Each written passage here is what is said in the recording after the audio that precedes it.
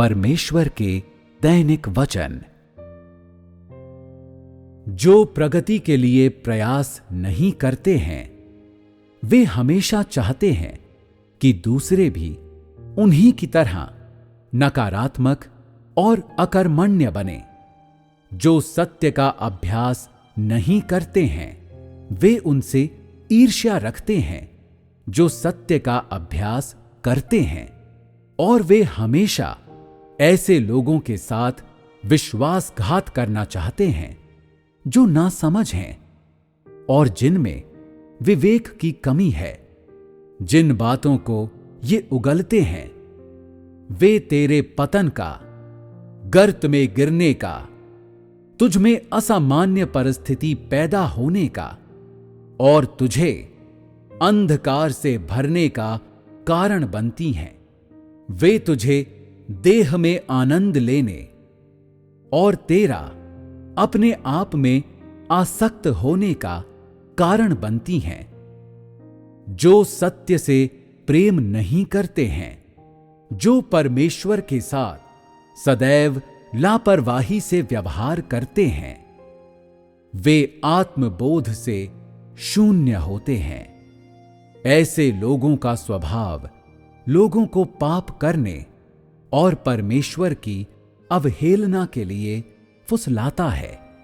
वे सत्य का अभ्यास नहीं करते हैं और ना ही दूसरों को इसका अभ्यास करने देते हैं। उन्हें पाप अच्छे लगते हैं और स्वयं के प्रति कोई नफरत नहीं होती है।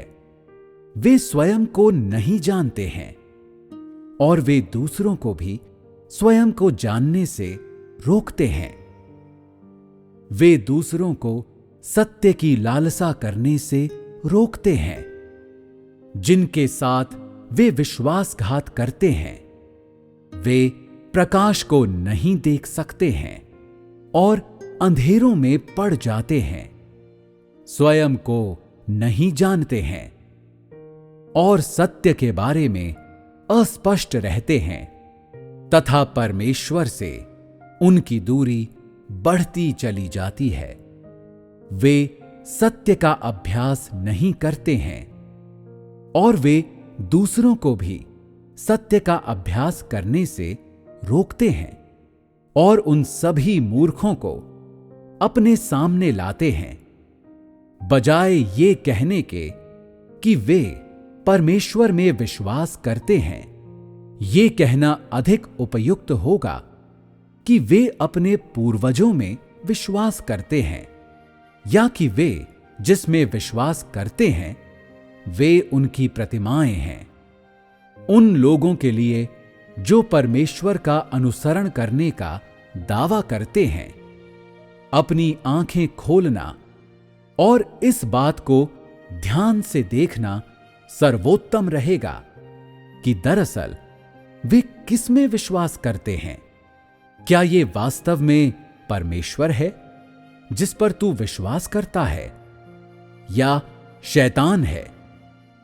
यदि तू जानता कि जिस पर तू विश्वास करता है वो परमेश्वर नहीं है बल्कि तेरी स्वयं की प्रतिमाएं हैं, तो फिर यही सबसे अच्छा होता यदि तू विश्वासी होने का दावा नहीं करता।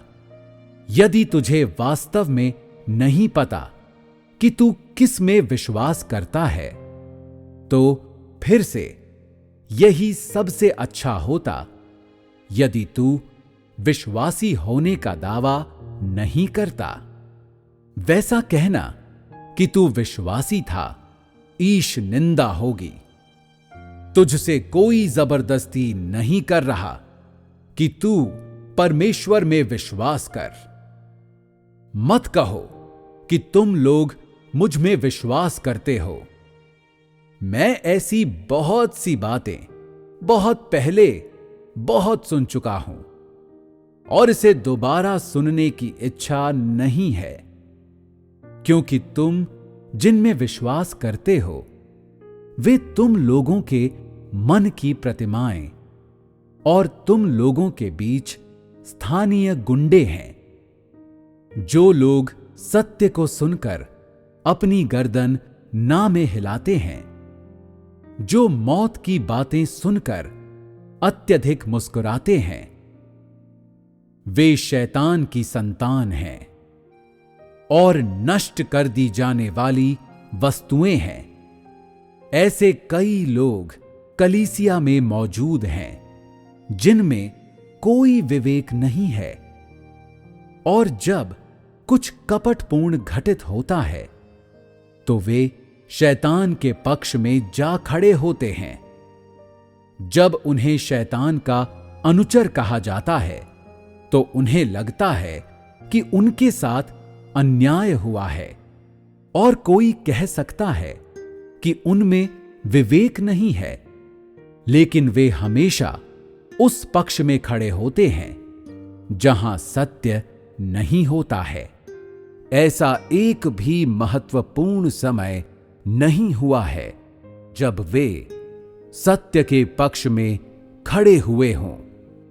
एक बार भी उन्होंने सत्य के पक्ष में खड़े होकर दलील पेश नहीं की। तो क्या वे वाकई विवेकहीन हैं? वे हमेशा शैतान के पक्ष में क्यों खड़े होते हैं? वे कभी भी एक भी शब्द ऐसा क्यों नहीं बोलते हैं जो निष्पक्ष हो या सत्य के समर्थन में तार्किक हो? क्या ऐसी स्थिति वाकई उनके क्षणिक भ्रम के परिणाम स्वरूप पैदा हुई है? लोगों में विवेक की जितनी कमी होगी, वे सत्य के पक्ष में उतना ही कम खड़ा हो पाएंगे। इससे क्या जाहिर होता है? क्या इससे यह जाहिर नहीं होता कि विवेक शून्य लोग बुराई से प्रेम करते हैं? क्या इससे यह जाहिर नहीं होता कि वे शैतान की निष्ठावान संतान हैं? ऐसा क्यों है कि वे हमेशा शैतान के पक्ष में खड़े होकर उसी की भाषा बोलते हैं? उनका हर शब्द और कर्म और उनके चेहरे के हाव भाव ये सिद्ध करने के लिए पर्याप्त हैं कि वे सत्य के किसी भी प्रकार के प्रेमी नहीं हैं, बल्कि वे ऐसे लोग हैं जो सत्य से घृणा करते हैं। शैतान के साथ उनका खड़ा होना ये सिद्ध करने के लिए पर्याप्त है कि शैतान इन तुच्छ इब्लिसों को वाकई में प्रेम करता है, जो शैतान की खातिर लड़ते हुए अपना जीवन व्यतीत कर देते हैं। क्या ये सभी तथ्य पूरी तरह से स्पष्ट नहीं है?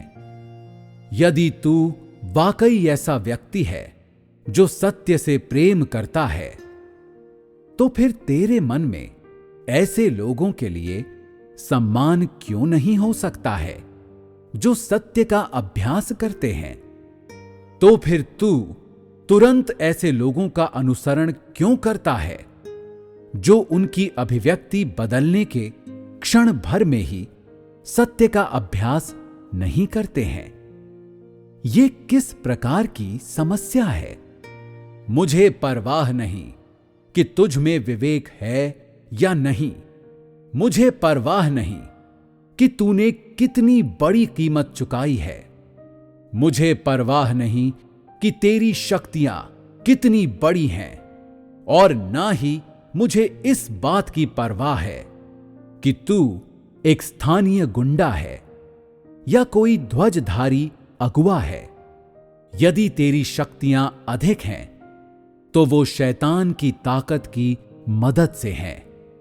यदि तेरी प्रतिष्ठा अधिक है तो वो महज इसलिए है क्योंकि तेरे आसपास बहुत से ऐसे हैं जो सत्य का अभ्यास नहीं करते हैं। यदि तू निष्कासित नहीं किया गया है तो वो इसलिए है क्योंकि अभी निष्कासन का समय नहीं है, बल्कि अभी ये समय हटाने करने का है।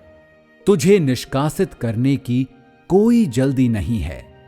मैं तो बस उस दिन के आने की प्रतीक्षा कर रहा हूं जब तुझे हटा देने के बाद दंडित किया जाएगा। जो कोई भी सत्य का अभ्यास नहीं करता है वो हटा दिया जाएगा।